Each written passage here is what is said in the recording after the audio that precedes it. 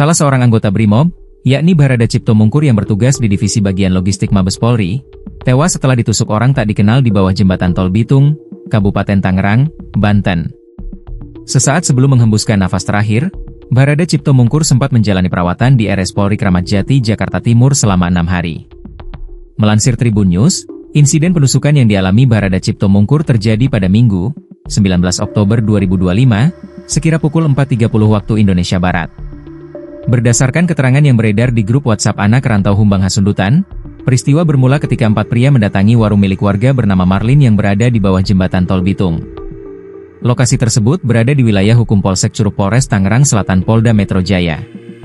Saat itu para terduga pelaku disebut meminta minuman tanpa mau membayar, sehingga terjadi adu mulut antara para pelaku dengan pemilik warung. Saat keributan berlangsung, Barada Cipto Mungkur yang kebetulan berada di lokasi, berusaha melerai. Namun, upayanya justru memicu perlawanan. Kelompok tersebut kemudian meninggalkan lokasi sambil melontarkan ancaman. Tak lama kemudian, korban bersama rekannya berusaha mencari para pelaku yang disebut bergerak ke arah belakang SPBU Bitung. Begitu korban bersama rekannya tiba di belakang SPBU Bitung, para pelaku menyerang mereka.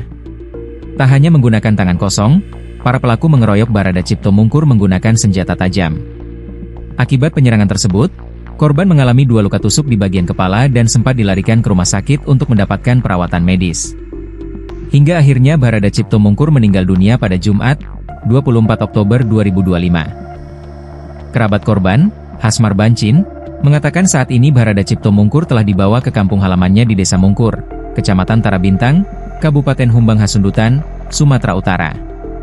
Keberangkatan jenazah dilakukan Sabtu, 25 Oktober 2025, pukul 11 WIB dari Bandara Soekarno-Hatta menuju Bandara Silangit, Tapanuli Utara, ujar Hasmar Bancin, Sabtu, 25 Oktober 2025. Sementara itu, Kasat Reskrim Polres Tangerang Selatan AKP Wiragraha Setiawan mengatakan pihaknya tengah melakukan penyelidikan dan pengejaran terhadap para pelaku pengeroyokan yang menyebabkan korban meninggal dunia.